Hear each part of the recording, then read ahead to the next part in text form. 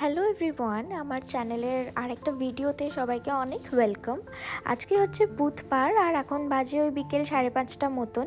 তো দুপুরবেলা না রান্না টান্না করার পর আমি একটু ঘুমিয়ে পড়েছিলাম, আর গিনিও কান্নাকাটি করছিল, তো ওর সাথেই আমি ঘুমিয়ে পড়েছিলাম। তো এই রান্নাঘরটা আর রান্না করার পর পরিষ্কার হয়নি।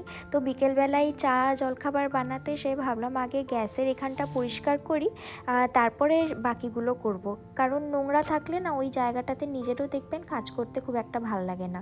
তো এখানে আমি চাটা বসিয়ে দিয়েছি, আর পাশের যে কাউন্টার টপগুলো এগুলোও পরিষ্কার করে নিচ্ছি, কারণ এখানেই চপিং কাটিং সব জিনিসপাতি রাখা হয়। তো এই কাউন্টার টপগুলোও নোংরা হয়ে যায়, আর অন্য কিছু কাজ করতে ওই নোংরার ওপরে আর ভালো লাগে না। তো এখানে আমি চাটার মধ্যে একটু আদা আর একটু এলাচ, যেরকমভাবে আমি চা বানাই সেরকমই দিয়ে দিচ্ছি, আর তার সাথে চা পাতা দিয়ে আস্তে করে এটাকে ফুটতে দিয়ে দেবো। আর আজকে না আমি এয়ার ফ্রায়ারে দুটো জিনিস বানাবো, যেটা আপনাদের সাথে শেয়ার করব। আমি নিজেও ফার্স্ট টাইমই ট্রাই করছি, তো ভাবলাম সবার সাথে শেয়ার করি, যদি ভালো হয় তো আপনারাও বানিয়ে দেখতে পারেন। তো এখানে ব্রেডের মধ্যেখানটা একটু চিপে চিপে একটুখানি গর্ত মতন করে একটা ডিমকে ফাটিয়ে এতে দিয়ে দেবো, আর তারপর এর ওপরে একটু অরিগ্যানো, একটু চিলি ফ্লেক্স, আর পরে একটু পাপরিকা পাউডারও দিয়েছিলাম। মনে হলো যেন ভালো লাগবে খেতে। তো ওইগুলো দিয়ে আলতো করে নিয়ে না এয়ার ফ্রায়ারের ট্রেটাতে বসিয়ে এটাকে কিছুক্ষণ এয়ার ফ্রায়ারে দিয়ে, মানে ওই 240 ডিগ্রি সেলসিয়াসে দিয়েছিলাম ওই 5 মিনিট মতন। 5 মিনিটেই খুব সুন্দর একটা বিকেলে স্ন্যাক্স রেডি হয়ে যায়, আর এটা ব্রেকফাস্টেও খাওয়া যায়। আর জিনিসটা এত ভালো হয়েছিল, আমি বুঝতে পারিনি যে এতটা ভালো হবে। মানে বিস্কিটের মতো ব্রেডটা ক্রিস্পি হয়ে গেছিলো, আর ভেতরে ডিমটা একদম সফট ছিল। এই দেখুন 5 মিনিটে একদম ঝটপট তৈরি হয়ে যায়। আর এয়ার ফ্রায়ারে দিয়ে না দেখতেও হয় না যে হচ্ছে কি হচ্ছে না, ওটা ঠিক টাইম মতো ভালো সুন্দর একটা জিনিস তৈরি করে দেয়। আর এখানে দেখুন চাটাও হয়ে গেছে ততক্ষণে, আর এটা আমি রান্নার জন্যই দুটো আরেকটা বানিয়ে নিয়েছিলাম, তো দুটো এখন চলুন ওকে দিয়ে দিই। বিকেলের চা জলখাবার খাওয়া শেষ, আর গিনির এখন বাইরে একটু ঘুরতে যাওয়ার টাইম। তো রোজ ওকে ওর বাবাই একটু নিয়ে যায়, কারণ আমার এটা ওটা কাজ থাকেই। কিন্তু আজকে আমার খুব একটা কাজ নেই, কারণ এয়ার ফ্রায়ারে খুব জলদিই খাবার হয়ে যায়। তো আমি ভাবলাম আমিও ওদের সাথে যাই। তো এখানে এই যে গিনি রানীকে সুন্দর একটা বো পরিয়ে রেডি করিয়ে দিয়েছি, আর ও খুব খুশি। ও এই সময়টা হলেই ও বুঝতে পারে যে ও বাইরে একটু ঘুরতে যাবে। আর আজকে না এই ওয়াকারটাও বাড়ি থেকে নিয়ে এসেছি, যে এখানে সব বাচ্চারা সব বাইকস গাড়ি এগুলো নিয়ে ঘোরে। তো আমরা ভাবলাম যে ওকে ওয়াকারটাতে দিলে ও হয়তো ওদের সাথে ছোটাছুটি করবে। কিন্তু প্রথমে এই ঘাসের ওপরটা দিয়েছিলাম, এটা ফলস ঘাস আর কি।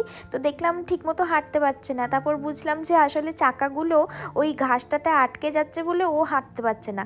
তারপর ওকে এই কংক্রিটটাতে এনে ছাড়ার পর দেখুন বাবারে কি খুশি, সব একসাথে এত দিনের হাঁটা যেগুলো জমেছিল, ঘরে এতটা স্পেস পেত না, সেই সব হাঁটা ও এখানে কমপ্লিট করছে। আর ওর খুশিটা দেখুন, ওর খুশিটা দেখে তো আমি পুরো নিজেই খুশি হয়ে গেছি যে এত খুশিও হয়েছে এখানে এসে।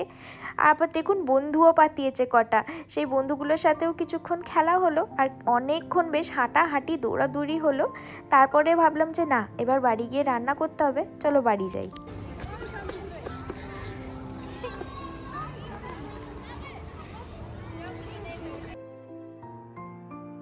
রাতের বেলা আজকে ভেবেছি যে একটু কাবলি ছোলা বানাবো, আর তার সাথে এয়ার ফ্রায়ারে তন্দুরি রুটি ট্রাই করব। তো ছোলাটা অনেক দিন ধরেই পড়েছিল, তো আগের দিন রাতে এটা ভিজিয়ে রেখেছিলাম। এখন এটাকে কুকারে ওই একটু পেঁয়াজ, একটু আলু আর একটু নুন দিয়ে ভালো করে সেদ্ধ করে নেবো। হলুদও দেওয়া যায়, কিন্তু হলুদটা আমি দিইনি, কারণ কুকারটা না খুব নোংরা হয়ে যায়, আর পরে খুব মাজতে কষ্ট হয়, তাই জন্য আমি পরেই রান্নাতে হলুদটা দেবো। তো এটাতে মোটামুটি আমি 4-5টা সিটি দেবো। আর ততক্ষণে আমি যে গ্রেভিটা হবে ওটার জন্য একটু টমেটো, আর এখানে টমেটোগুলোকে রাফলি চপ করছি, কারণ এটা একটা পেস্ট বানাবো তাই জন্য। আর কিছু লঙ্কা আর আদা ওটার সাথেই পেস্ট করে নেবো। তো এই টমেটো, লঙ্কা আর আদাটা এই সাইডে কেটে নিচ্ছি। তো এখানে ওই 3টে মতন কাঁচা লঙ্কা আর ওই একটুখানি আদা, ওটাকেও খোসাটা ছাড়িয়ে একটুখানি কেটে নিয়েছি। এগুলোকে একসাথে ওই মিক্সারে ব্লেন্ড করে নেবো ওই গ্রেভিটার জন্য। এবারে গ্রেভিটা যখন বা ছোলাটা সেদ্ধ হয়ে যাবে তখন ব্লেন্ড করে একদম বানিয়ে নেবো। ততক্ষণে আমি এই রুটির জন্য যে আটাটা ওইটা বানিয়ে নিচ্ছি। তো এখানে আমি ওই 3 কাপ মতন আটাতে 1 কাপ মতন সুজি, নুন, তার সাথে একটু বেকিং পাউডার আর 1 চামচ মতো চিনি দিয়ে মিশিয়ে নিচ্ছি। তারপরে এই আটাটাকে না দই দিয়ে মাখবো। এই দইটা মাখার মানে আটাটাতে দেওয়ার আগে একটু ভালো করে ফেটিয়ে নিলে ভালো হতো, কারণ ফেটিয়ে নিলে না দইটার মানে বেশি আর জল লাগে না। তো আমার একটু পরে জল লেগেছিলো, তো অল্প একটু জল অ্যাড করেছি, নাহলে ওই আটাটার বাইন্ডিংটা হচ্ছিল না। এবার এটাকে ভালো মতন করে মেখে আমি না একটা ভিজে কাপড় দিয়ে এটাকে ভালো করে ঢেকে রেখে দেবো। বেশ খানিকক্ষণ ঢেকে রেখে দেবো যাতে জিনিসটা ভালো করে ফুলে যায়।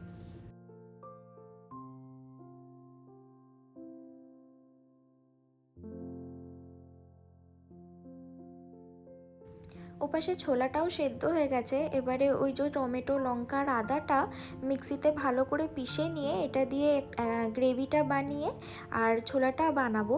আর এই ছোলাটা না ওই যেটাকে ছোলে ভাটুরের ছোলে বলে ওটা ওরকম কিন্তু নয়। এটা আমি একদম সিম্পল শর্টে তাড়াতাড়িতে যেটা হয়ে যায় সেরকম করে বানানোর চেষ্টা করেছি, যাতে বেশি টাইমও না লাগে আর টেস্টিও হয়। তো এখানে ছোলাটা সেদ্ধ হয়ে গেছে, এটাকে আমি একটুখানি ভালো করে ম্যাশ করে নিলাম। তারপরে একটা প্যানে অল্প একটু তেল দিয়ে তাতে একটু জিরে ফোড়ন দিয়েছি আর একটু হিং দিয়েছি। হিঙে গন্ধটা বেশ ভালোই আসে। আর সেটা একটুখানি ভাজা ভাজা হয়ে গেলে এতে ওই যে পেস্টটা বানালাম টমেটোর, ওই পেস্টটা দিয়ে দেবো। এবার এই আর কিছুই করা লাগবে না এটাতে। পেস্টটা যতক্ষণ না একটু শুকিয়ে শুকিয়ে আসছে ততক্ষণ এটাকে ভালো করে নাড়িয়ে চাড়িয়ে একটু কষিয়ে নিতে হবে। এই পেস্টটা থেকে তেল বেরিয়ে আসে, কিন্তু আমি যেহেতু একদম অল্প তেল ইউজ করেছি তো আমার অতটা তেল বেরোয়নি।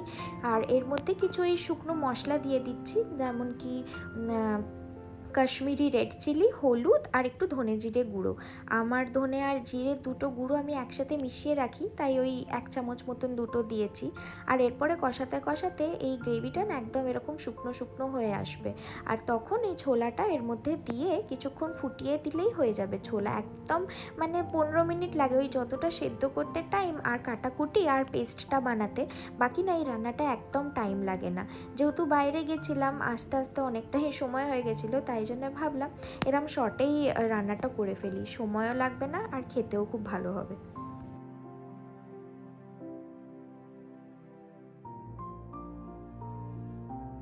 ফুটে গেছে ছোলাটা, এবার নামানোর আগে একটু বাড়িতে বানানো ওই ভাজা মশলা আর বেশি করে একটু ধনেপাতা দিয়ে দিলাম, ব্যাস হয়ে গেছে। এবার গ্যাসটা অফ করে এটা ঢাকা দিয়ে রেখে দেবো।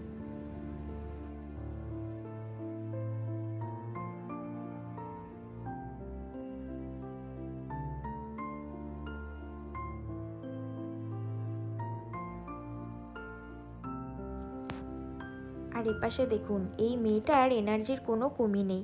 এই মাত্র এত খেলে এত হেঁটে এসে এখন ওর বাবা একটু ওর অফিসের কাজ নিয়ে বসেছে, কিছু পেপার ওয়ার্কস নিয়ে। ওর বাবাকে সেই কাজটা করতে দেবে না, ওই পেপারগুলো নিয়ে ঘাঁটাঘাঁটি শুরু করেছে।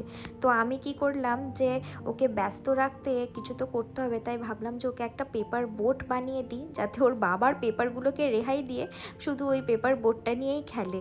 তো এখানে ছোটোবেলার কথাও মনে পড়ে গেল। সেই মনে আছে বৃষ্টির দিনে যখন বাড়ির সামনে সেই জল জমতো, এরকম কাগজের এই বোটগুলো বানিয়ে বানিয়ে সেই জলের মধ্যে ভাসাতাম। তো দেখুন ওকে ওই পেপারগুলো নিয়ে ঘাঁটছিল, ওকে এই বোটটা তৈরি করে দিয়েছি। ভাগ্যিস ওর বাবা এখন রেহাই পেল ওর কাগজগুলো থেকে, মানে কাগজ টানাটানির থেকে। এখন বসে বসে এই পেপার বোটটা নিয়ে খেলছে।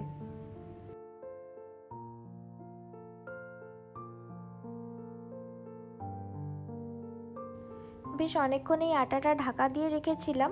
এখন এটাকে আর একবার একটু থেসে নেব হাতে করে, আর তারপরে যেরকম লেচি কেটে রুটি বেলা হয় সেরকমই বেলবো। কিন্তু আমার ওই রুটির শেপটা গোল গোল শেপটা আমি দিইনি আর কি, লম্বা লম্বা একটা শেপ দেওয়ার চেষ্টা করেছি। যাকে কিছু একটা শেপ দেওয়ার চেষ্টা করেছি আর কিছু একটা শেপ মোটামুটি হয়ে গেছে কোনো রকমে বেলতে বেলতে। আর আমি এটা তেল দিয়েই বেলেছি, ময়দা আটা কিছু দিয়ে বেলিনি। তো এরকম তেল দিয়ে এরকম স্ট্রেচ স্ট্রেচ করে করে বেলতে বেলতেই একটা যে কোনো একটা আর কি স্ট্রাকচার চলে এসছে।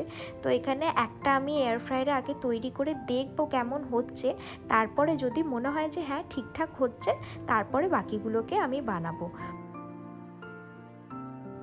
পাতলা করে রুটিটা বেলে নিয়েছি আর তার উপরে একটু ধনে পাতা আর অল্প একটুখানি চাট মশলা ছড়িয়ে দিলাম যাতে একটুখানি টেস্টটা এনহ্যান্স হয়।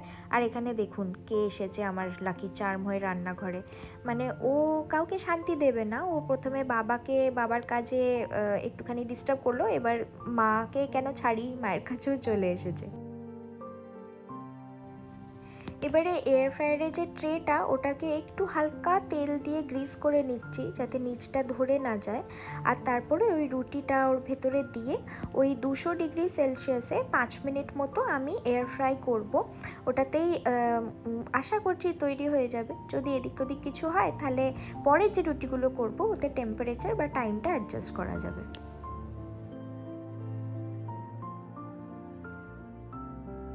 হয়ে গেছে 5 মিনিট, এই দেখুন এরকম হয়েছে, খারাপ হয়নি বলুন। তন্দুরি রুটি যেরকম একটু পোড়া পোড়া হয় সেই পোড়া পোড়া ভাবটা আসেনি, একটু বেশি মনে হচ্ছে লালচে হয়ে গেছে। দাঁড়ান, পরের রুটিটা একটু টেম্পারেচারটা মনে হয় কম দিতে হবে। এই যে প্লেটে নিয়ে নিলাম আর পরের রুটিটাও দিয়ে দিয়েছি। টেম্পারেচারটা 5 মিনিটের জায়গায় এবারে 3 মিনিট দিয়েছি, তাতে দেখি কি হয়। এই দেখুন এইরকম হয়েছে, বেশ ফোলা ফোলাও হয়েছে এইটা। আর টেম্পারেচারটা দেখুন 3 মিনিট দিয়েছি কিন্তু খুব একটা ডিফারেন্স হয়নি। এটা আরেকটা, এই যে সবগুলোই এরকমভাবেই বানিয়ে নিয়েছি। আর পরেরগুলো কিন্তু আমি 3 মিনিটের টেম্পারেচারেই দিয়েছিলাম, তো ওপরটা ক্রিস্পি আর ভেতরটা ছিল একদম নরম। তো চলুন ছোলা আর তন্দুরি রুটি রাতের ডিনারটা আমরা এটা দিয়েই আজকে কমপ্লিট করি। আর ট্রাই করবেন আপনারাও এয়ার ফ্রায়ারে, জিনিসটা খুব হেলদি হয়। আর ভিডিওটা ভালো লাগলে অবশ্যই একটা লাইক, শেয়ার আর সাবস্ক্রাইব করবেন। দেখা হবে পরের ভিডিওতে। টাটা।